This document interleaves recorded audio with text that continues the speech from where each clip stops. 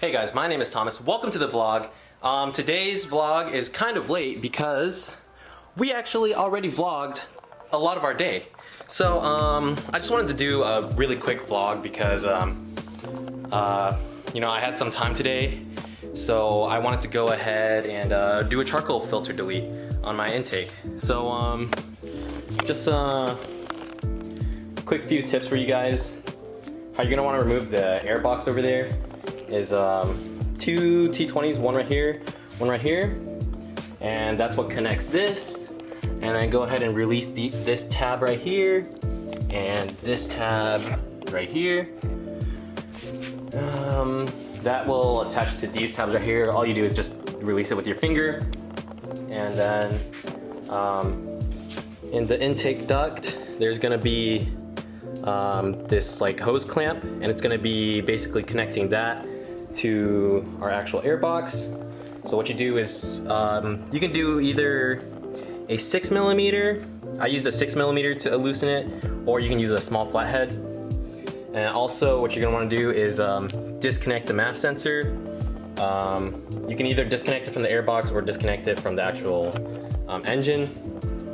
Since my tabs are broken already, I decided to just remove it from the engine, so it's gonna be easier already. Yeah, that's not the best, but we're gonna go ahead and open this. There is like 5 or 6 T20 screws, and then we're gonna go ahead and open it. And we also have a brand new OEM air intake filter. I opted not to go for K&N just because I didn't even know it was an option at the time, but I've heard there's minimal gains anyway, so I went with OEM. So we're gonna get a new OEM air filter after 111k miles, as well as we're also gonna be deleting the charcoal filter, so that should really help the airflow of this motor. So I'm gonna go ahead and remove this box and then show you guys the process after that. Alright, so went ahead and disassembled the air box now. It's just, I think it was 6 or 7? Wait, let me see. 1, 2, 3, 4, 5, 6 Torx T20 screws. And I actually got the MAF dirty accidentally. As you can see, there's like some dirt right there as well. So what I did was just take out the MAF. And contrary to popular belief, I mean, a MAF sensor is literally just like electronic. So you can just use like contact cleaner if you have that laying around, so that's what I did.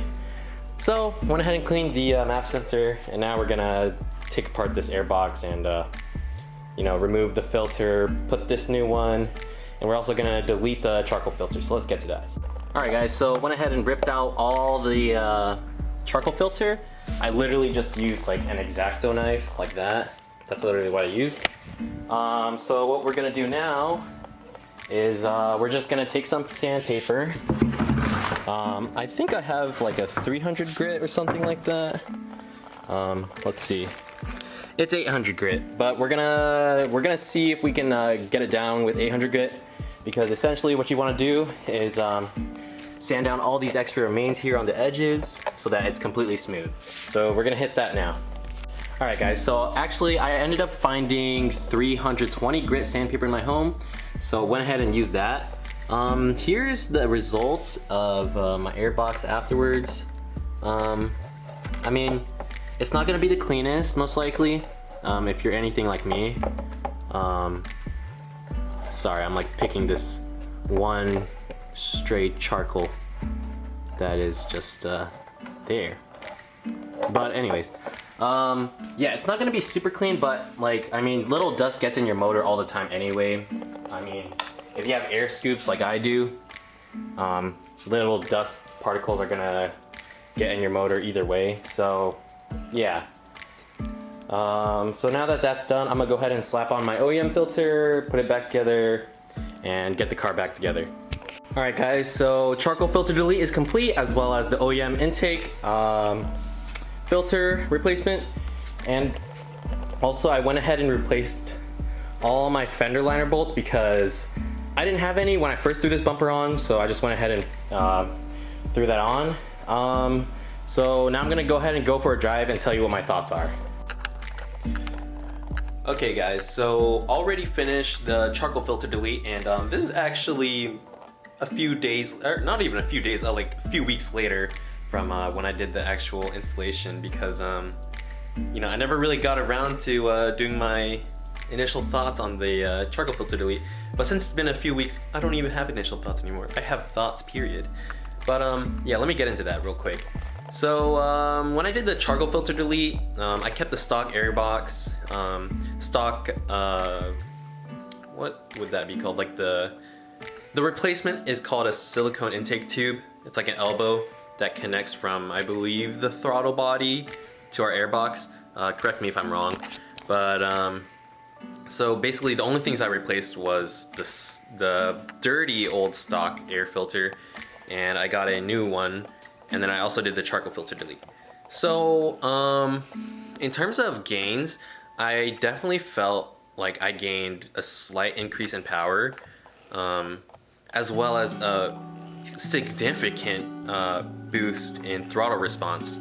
I mean, this car just feels like what it should have been. It's nothing insane, but I mean, after all, that charcoal filter, it's only for emissions purposes. So if you remove it, it really is what the car should have been from the factory. But yeah, I think it was definitely a worthwhile mod. I don't really see any cons other than potentially, you know, getting some charcoal into your motor because you didn't sand it down well enough. As long as you just sand it down well enough, you'll be fine. And then pros are obviously you gain like power and throttle response. So yeah, go ahead and do it if you have an N52. Super cheap mod. You don't need to buy like a $500 intake. I mean, you can if you want, if you like the look, if you like the sound. But for me, I don't really have that much money to just blow on an intake system. But yeah, is this even focused? I don't know, it doesn't seem like it. But anyways, yeah, that's gonna be the end of it for this video. Like, comment, and subscribe, guys. I'll catch you guys in the next one. Peace out.